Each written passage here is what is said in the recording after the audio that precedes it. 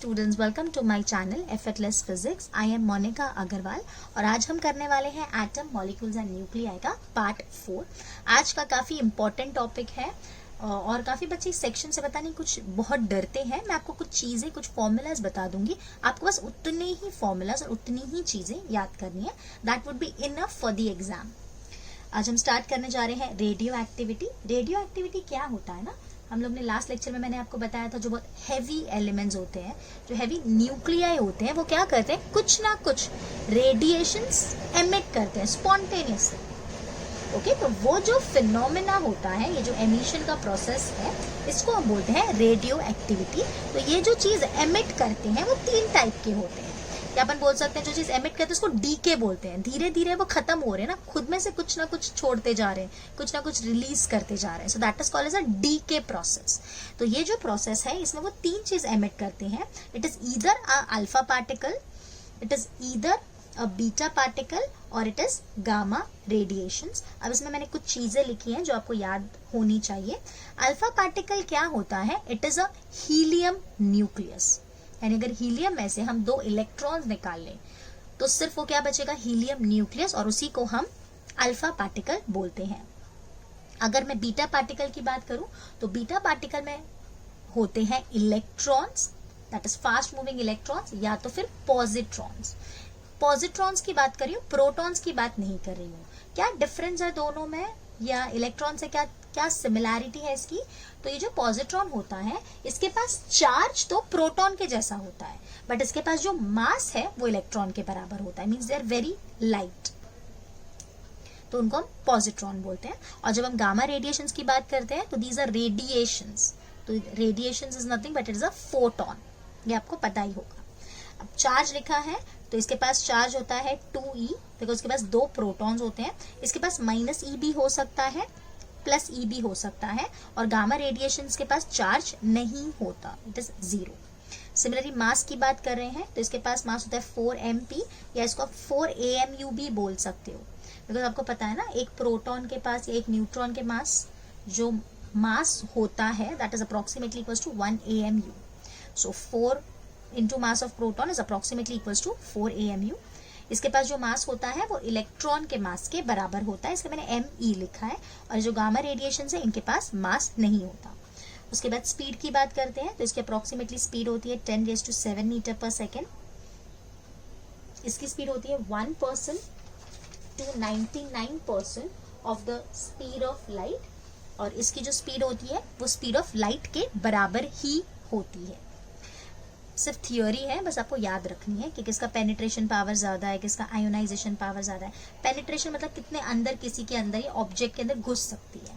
So penetration power for alpha particle अगर मैं 1 बोलती हूँ तो बीटा पार्टिकल का 100 टाइम ज्यादा होता है, और गामा रेडिएशन का 10,000 टाइम ज्यादा होता है। इसके कंपेरेटिवली अल्फा से कंपेरिजन हो रहा है। हाँ, आयोनाइजेशन पावर यानी आयंस बनाने की क्या कैपेसिटी है, तो इसका अगर 10,000 बोलूं तो बीटा का 100 होगा और गामा का 1 होगा, मींस इसका सबसे कम है। पेनिट्रेटिंग पावर जहां गामा रेज का सबसे ज्यादा है, वहां आयोनाइजेशन पावर सबसे कम है। उसके बाद अगर हम इलेक्ट्रिक फील्ड या मैग्नेटिक फील्ड में इसको डालेंगे, so there is a deflection in this case. यहाँ भी डिफ्लेक्शन होता है क्योंकि चार्ज है ना, तो जब भी चार्ज होगा डिफ्लेक्शन होगा। अब गामा रेज के पास तो चार्ज ही नहीं होता, तो इसलिए यहाँ पे हमको डिफ्लेक्शन नहीं दिखाई देता, इसलिए हमने लिखा है नॉट डिफ्लेक्टेड। उसके बाद यहाँ पे जो एनर्जी स्पेक्ट्रम है, ये कुछ इतना खास इंपॉर्टेंट नहीं है। तो this is line and discrete, दोनों भी होता है। यहाँ पे कंटिन्यूस स्पेक्ट्रम दिखता है, और अगेन यहाँ पे लाइन एंड डिस्क्रीट, ये बहुत रेयर केस में पूछेंगे। लास्ट, इक्वेशन ऑफ डीके, ये इम्पॉर्टेंट है। अब एक चीज समझना, यानी पहले आपका जो एलिमेंट है उसमें Z प्रोटॉन्स है और A number of protons and neutrons है। तो उसमें से एक अल्फा पार्टिकल निकला। अल्फा पार्टिकल मतलब क्या होगा, मैंने आपको बोला हीलियम न्यूक्लियाई, मतलब वो जो हमारा Z है ना उसको 2 टाइम डिक्रीज करेगा, और जो हमारा A है ना उसको 4 टाइम डिक्रीज करेगा। बस सिंपल। तो हमने क्या लिखाया, ये हमारा जो प्रोडक्ट बना उसमें से हमने Z को 2 माइनस कर दिया, और A में से कितना माइनस कर दिया, 4, और क्या निकला, हीलियम न्यूक्लियाई। तो एक हीलियम न्यूक्लियाई मिला, जो भी आपका X था इसको हमने Y नाम दे दिया। This is the reactant and this is the product, right. तो जो हमारा Y होगा वो Z में से 2 कम हो गया और A में से 4 कम हो गया। अगर 2 अल्फा पार्टिकल्स निकलते तो क्या होता, Z में से 4 कम हो जाता और A में से 8 कम हो जाता। सिमिलरली 3, 4 जैसे भी आप कर सकते हो। जब हम बीटा पार्टिकल की बात करते हैं, और यहाँ पे ना 2 केसेस होते हैं, मैंने एक ही लिखा है बट मैं आपको बता देती हूँ कि अगर यहाँ से एक इलेक्ट्रॉन रिलीज हो रहा है, अब सोचने वाली बात है, न्यूक्लियस के अंदर इलेक्ट्रॉन्स होते हैं क्या? नहीं होते। तो इलेक्ट्रॉन कैसे निकला? एक न्यूट्रॉन प्रोटॉन और इलेक्ट्रॉन में ब्रेक हुआ। एक न्यूट्रॉन प्रोटॉन और इलेक्ट्रॉन में ब्रेक हुआ तो उसने इलेक्ट्रॉन रिलीज कर दिया और प्रोटॉन बढ़ गया। समझ में आ रहा है?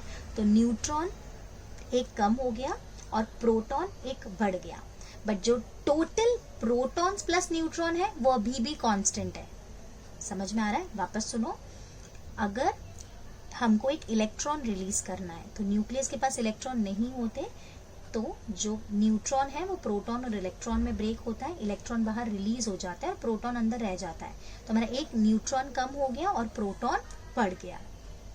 तो इसलिए हम क्या लिखते हैं, जो Z है वो +1 हो जाएगा और जो A है उसमें कुछ भी चेंज नहीं आएगा। क्यों A में चेंज नहीं आ रहा है? बिकॉज प्रोटॉन बढ़ रहा है एंड न्यूट्रॉन कम हो रहा है, तो जो A है वो फिक्स्ड रहेगा। सिमिलरली अगर मैं बोलूँ एक पॉजिट्रॉन रिलीज होता तो क्या होता? तो हम ऐसा बोल सकते हैं कि ये एक जो प्रोटॉन है वो ब्रेक हुआ है एक पॉजिट्रॉन में और एक न्यूट्रॉन में। तो वहां पे कैसा केस होता? X Z A, यहाँ पे बीटा प्लस है और ये बीटा माइनस है, तो जो Y होता उसमें से Z में एक कम होता बिकॉज प्रोटॉन ब्रेक हो रहा है, और A एज इट इज रहता plus E, means this is the positron and Z एक कम और A एज इट इज। ये याद रखना, ये इक्वेशन आते हैं। Next is gamma radiations. Gamma में कुछ चेंज नहीं होता है, यानी Z भी उतना ही रहता है, A भी उतना ही रहता है, खाली एक गामा रेडिएशन मीन्स एक फोटोन रिलीज होता है। Clear? Now next is radioactive decay law and this is really important। और बच्चे वापस यहाँ पे मिस्टेक करते हैं, बट ये सिंपल है। 2-3 फॉर्मूलाज मैं डिस्कस करने वाली हूँ, वो याद रखना आप लोग, ठीक है? अब ये लॉ क्या बोलता है कि कितने रेडिएशंस बाहर निकलेंगे वो किस पे डिपेंड करता है कि अभी हमारे पास कितने न्यूक्लियाई प्रेजेंट हैं। That is the rate of disintegration. What is this dN by dt? dN by dt is the rate of disintegration. और इसी को हम एक्टिविटी बोलते हैं A। तो ये जो रेट ऑफ डिसइंटीग्रेशन है ये डिपेंड करता है कि अभी मेरे पास कितने न्यूक्लियाई, अनडीके न्यूक्लियाई प्रेजेंट है, दैट इज N। ओके, तो ये एक्चुअली ऐसा है, आपको पता ही होगा, dN by dt is directly proportional to N।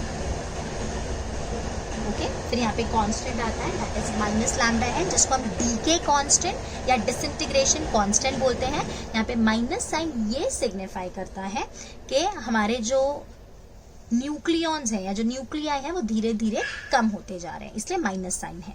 तो यहाँ पे n क्या है कि अभी मेरे पास कितने न्यूक्लियाई प्रेजेंट हैं। What is N naught? N naught is the initial nuclei। जब हमने स्टार्ट किया था, जब टाइम 0 था, वो टाइम पे कितने न्यूक्लियाई प्रेजेंट थे। So this is a very important formula. N is equals to N naught e raised to minus lambda t, यानी मास के टर्म्स में बात करेंगे तो m is equals to m naught e raised to minus lambda t and this is the activity, यानी पहले किस rate से वो डीके हो रहा था और अब किस रेट से डीके हो रहा है। तो पहले की ये इनिशियल एक्टिविटी है, इनिशियल एक्टिविटी, और ये अभी कितनी एक्टिविटी है उसको हम A से डिनोट करते हैं। ज्यादा समझ में नहीं आ रहा है तो जो जो चीजें मैं बोल रही हूँ वो ध्यान से सुन लो और उतना याद रखो, ठीक है? N is the number of nuclei present at time t. N naught is the initial nuclei. M is again the mass present at this time. M naught is the initial mass. Activity is nothing but the rate of disintegration. अभी क्या rate है disintegration का और starting में क्या था। Clear? Okay, next is unit of activity. ये important है, ये भी डायरेक्ट एमसीक्यू आ सकता है। यूनिट में है 1 becquerel is equals to 1 disintegration, यानी अगर एक डिसइंटीग्रेशन होगा उसको हम 1 becquerel बोलेंगे, या तो फिर 1 Rutherford is 10 raised to 6 disintegration per second, यानी एक सेकेंड में अगर 10 raised to 6 डिसइंटीग्रेशन हुए तो उसको हम क्या बोलेंगे, 1 Rutherford. And next is 1 Curie. It is 3.7 into 10 raised to 10 disintegration per second. So this is 1 disintegration per second. This is 10 raised to 6 disintegration per second. And this is 3.7 into 10 raised to 10 disintegration per second. Okay. Next is एक minute per second डाल दीजिए. Next is half life. Half life क्या होता है ना, जैसे suppose हमारे पास पहले एग्जाम्पल ले रही हूँ 100 न्यूक्लियाई थे, फिर 100 के बाद 50 हो गए सपोज 2 दिन में, फिर 50 का हाफ कितना होगा 25, उसको भी 2 दिन लगे, फिर 25 का हाफ कितना होगा 12.5, उसको भी 2 दिन लगे. मीन्स हाफ होने के लिए जो टाइम लगता है वो फिक्स्ड होता है. So that time is called as half life, and this half life is denoted with t half. This is 0.693 by lambda. या आप लिख सकते हो log 2 at the base e divided by lambda. Okay, so again this is very important. ये जो formulas मैं mark कर रही हूँ, जो डबल स्टार किए हैं वो extremely important है. Don't miss on this. Okay, moving ahead. अब देखो यहाँ पे मैंने एक टेबल जैसा लिखा है. जब टाइम हमारा 0 था तो हमारे पास कितने न्यूक्लियाई थे, पूरे के पूरे n0 न्यूक्लियाई हमारे पास थे. कितने डिसइंटीग्रेट हो चुके थे, तो 0 डिसइंटीग्रेट हो चुके थे हमारे पास, पूरे के पूरे थे, तो इसलिए n बाय n0 हमारा 1 था. कितने हैं, पूरे n की जगह n0 आ जाएगा. जब एक हाफ लाइफ हो चुकी है तो हमारा हाफ डिसइंटीग्रेशन हो चुका है, मतलब हमारे पास अभी 50% बचा है और 50% डीके हो चुका है. अगर 2 हाफ लाइफ हो चुकी है तो हमारा जो 50 बचा था उसका भी 50% हो गया है, मतलब हमारे पास 25% बचा है, 1/4 बचा है और 75% डीके हो चुका है. अगर आपको ऐसा बोला जाए कि n हाफ लाइफ के बाद हमारे पास कितना बचेगा, so that is half raise to n, और कितना डीके हो चुका होगा, so that is 1 minus half raise to n.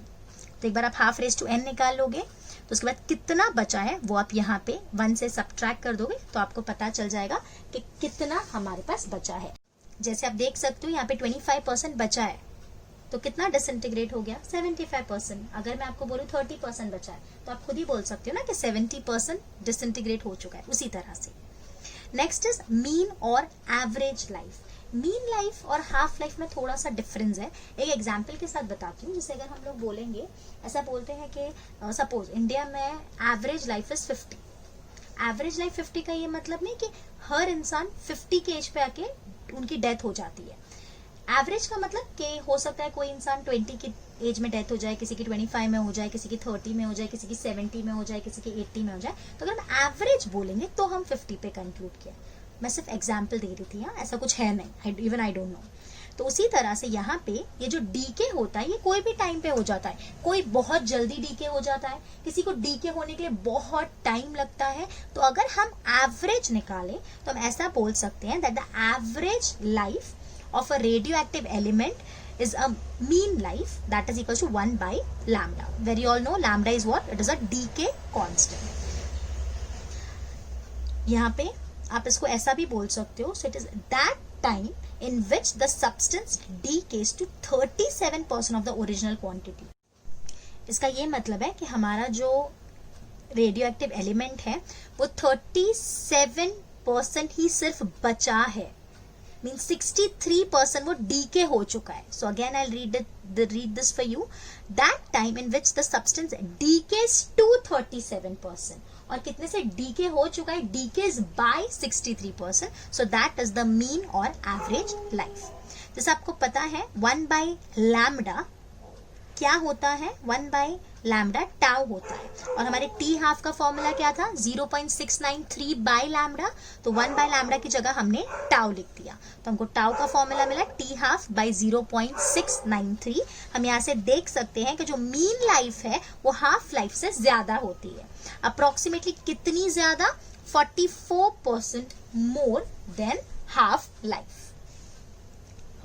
Moving ahead, यहाँ पे हमने ग्राफ ड्रॉ किया जहाँ पे एक्स एक्सिस पे मैंने टाइम लिया है और वाई एक्सिस पे मैंने लिया है नंबर ऑफ न्यूक्लियाई जो अभी प्रेजेंट है, मींस अनडीके न्यूक्लियाई. तो जब टाइम 0 था तो n0 न्यूक्लियाई थी. जैसे जैसे टाइम बढ़ते गया ये जो न्यूक्लियाई है ये डिसइंटीग्रेट होते गए। तो पहले आप देख सकते हो फॉल कितना फास्ट हो रहा है और उसके बाद ये फॉल धीरे धीरे धीरे कम हो जाता है। मींस फर्स्ट हाफ लाइफ में वो आधा हो गया। जैसे मैंने आपको एग्जांपल दिया था, सपोज 100 अनडीके न्यूक्लियाई है तो 2 दिन में कितनी डीके हो रही थी? 50। फिर अगले 2 दिन में 25, तो कम हो गई ना। फिर अगले 2 दिन में 12.5। तो उस तरह से यहाँ पे भी होता है। तो पहले बहुत जल्दी जल्दी वो डिसइंटीग्रेट हो जाता है, उसके बाद जो रेट है वो धीरे धीरे कम होते जाता है एंड वो और आगे आगे आप जाओगे तो और कम होते जाएगा। क्लियर? ओके, नेक्स्ट, ये इतना कुछ खास इंपॉर्टेंट नहीं है बट मैंने फिर भी बताने के लिए रखा है कि अगर हम एक ग्राफ ड्रॉ कर रहे हैं, एक्स एक्सिस पे मैंने टाइम लिया है और वाई एक्सिस पे मैंने लिया है ln ऑफ n/n0 और इसका हम ग्राफ ड्रॉ कर रहे हैं। जैसे आपको पता है ना, n is equal to n0 e raise to minus lambda t. तो अगर मैं n0 को ये साइड ले लूं तो ये कुछ इस तरह से हो जाएगा, n/n0 is e raise to minus lambda t. उसके बाद अगर मैं log ले लूं तो इस तरह से हो जाएगा ln n/n0 is equal to minus lambda t. तो हमने यहाँ पे ln ऑफ n/n0 और t का ग्राफ लिया है। तो ये जो स्लोप मिल रहा है हमको, it's a straight line graph, right. तो जो स्लोप मिल रहा है वो है माइनस लैम्डा और अगर हम इसका इनवर्स ले लें तो आपको टाउ मिल जाएगा। माइनस को इग्नोर कर देना और अगर आप इस स्लोप का इनवर्स ले लोगे तो आपको टाउ का वैल्यू आ जाएगा। दैट इज द मीन और the average life. Moving ahead, next is de Broglie hypothesis. ये बहुत इंपॉर्टेंट फॉर्मूला है, बहुत ज्यादा और बहुत इजी फॉर्मूला है। डी ब्रोगली ने क्या किया था, मैटर और वेव को कंबाइन कर दिया था और उन्होंने एक बहुत अच्छा सा इंपॉर्टेंट फॉर्मूला दिया था, lambda is equal to h by p. तो आप सबको पता है लैम्डा किसकी फिनोमेना है, किसकी प्रॉपर्टी है, वेव्स की। और मोमेंटम किसके पास होता है, पार्टिकल के पास। तो उन्होंने क्या मस्त चीज की, दोनों को कंबाइन कर दिया, वेव और पार्टिकल्स को। So lambda is equal to h by p और p का एक और फॉर्मूला होता है mass into velocity, so that is h by mv। उसके बाद mv को हम ऐसा भी लिख सकते हैं √2m इंटू काइनेटिक एनर्जी, या तो फिर एक और फॉर्मूला √2m ev। देखना, ये याद रखना, ये जो v है ना, ये वेलोसिटी का v है और ये वाला जो v है ये पोटेंशियल डिफरेंस का है। तो यहाँ पे ये 4 फॉर्मूलाज हैं। Lambda is h by p, lambda is equal to h by mv, lambda is equal to h by √2m, kinetic energy है ये पूरा कंप्लीट। हाँ, और उसके बाद lambda is equal to h by √2m ev। This is the charge of electron. अगर हम electron की ही बात कर रहे हैं तो सारी वैल्यूज हम सब्स्टिट्यूट करेंगे तो हमको कुछ इस तरह से मिलेगा, lambda is equal to 12.27 by √v angstrom. ये सिर्फ और सिर्फ इलेक्ट्रॉन के लिए है बिकॉज मैंने इलेक्ट्रॉन्स की वैल्यू पुट की। अगर प्रोटॉन होगा, अल्फा पार्टिकल होगा तो उसके लिए आप ये नहीं यूज करोगे, आप यही वाला यूज करोगे। उसके बाद यहाँ पे ग्राफ मैंने ड्रॉ किया है, एक्स एक्सिस पे लिया है ए और वाई एक्सिस पे लिया है बाइंडिंग एनर्जी पर न्यूक्लियन और ये इस तरह से ग्राफ है। बहुत इजी सी चीज़ है, इसलिए मैंने रखी है कि ये साइड वाले जो भी एलिमेंट्स होंगे वो फिजन करना प्रेफर करेंगे और ये साइड वाले जो भी एलिमेंट्स होंगे वे फ्यूजन करना प्रेफर करेंगे। क्यों ऐसा? बिकॉज ये हैवी एलिमेंट्स है ना, तो हैवी एलिमेंट्स क्या करते हैं, ब्रेक होते हैं और जो लाइटर एलिमेंट्स होते हैं, जो लाइटर न्यूक्लियाई होते हैं, वो क्या करते हैं, फ्यूजन करते हैं। So these elements or these nuclei will fuse, combine because they are lighter nuclei and these are heavier nuclei, so they will break. Okay? इससे मुझे याद आया कि मैंने आपको फिजन और फ्यूजन नहीं बताया है, हालांकि आपको पता भी होगा बट हम कर लेते हैं कि क्या होता है। So now moving on to the last part, nuclear fusion और फिजन के बारे में बात करते हैं। फ्यूजन नाम से समझो कि जो लाइट न्यूक्लिया होंगी वो फ्यूज होंगी, कंबाइन होंगी to form a heavy nuclei. ये लाइट न्यूक्लियाई कंबाइन हो रही है हैवी बनने के लिए। क्यों बनना चाहती है heavy? Because they want to be stable. उनकी जो बाइंडिंग एनर्जी पर न्यूक्लियन है वो बहुत कम होती है, तो वो स्टेबल होना चाहती है। That is the reason they combine. ये एक हाई प्रेशर और हाई टेम्परेचर पे होता है, which is about 10 raised to 6 atmospheric pressure and the temperature is 10 raised to 7 to 10 raised to 8 Kelvin। तो बहुत हाई टेम्परेचर और प्रेशर रिक्वायर्ड है। तो ये लैब में क्रिएट करना थोड़ा सा टफ हो जाता है बिकॉज इतना टेम्परेचर क्रिएट करना इजी नहीं होता। बेसिकली ये सन में देखा जाता है, तो कभी कभी क्वेश्चंस पूछते हैं कि सन में फ्यूजन होता है कि फिजन होता है, तो सन में फ्यूजन होता है। ओके उसके बाद यहाँ पे जो एनर्जी रिलीज होती है वो फिजन के कंपैरेटिवली बहुत ज्यादा होती है। Next is nuclear fission. इसमें क्या होता है, जो हैवी न्यूक्लियाई होती हैं वो ब्रेक होती हैं लाइट न्यूक्लियाई में। इसमें 2 होते हैं, अनकंट्रोल एंड कंट्रोल। कंट्रोल मतलब जिसको हम रोक सकते हैं, और अनकंट्रोल मतलब जिस फिनोमेना को हम रोक नहीं सकते। ठीक है, और ज्यादा डिटेलिंग की जरूरत नहीं है। इतना अगर आप लोगों ने जितना महीने किया है इस चैप्टर में, अगर आप लोगों ने इतना कर लिया, सो that is also more than enough. Clear? और मैं नीचे डिस्क्रिप्शन में टेलीग्राम का लिंक डाल दूंगी, वहां पे आपको इसका PDF मिल जाएगा। ओके, सो वहां से डाउनलोड कर लेना उसको, और उसको रिवाइज करते रहना टिल दी एग्जाम। जितने भी चैप्टर्स हैं मैंने सबके PDF डाले हैं, तो आप लोग सारे चैप्टर्स थॉरली कंटिन्यूस बार बार रिवाइज करते ही रहना। Okay, and if you are really liking my efforts, don't forget to like the video, subscribe to my channel and share it with your friends. I hope आप लोग इतना तो कर ही सकते हो। Okay, till then bye bye, do take care.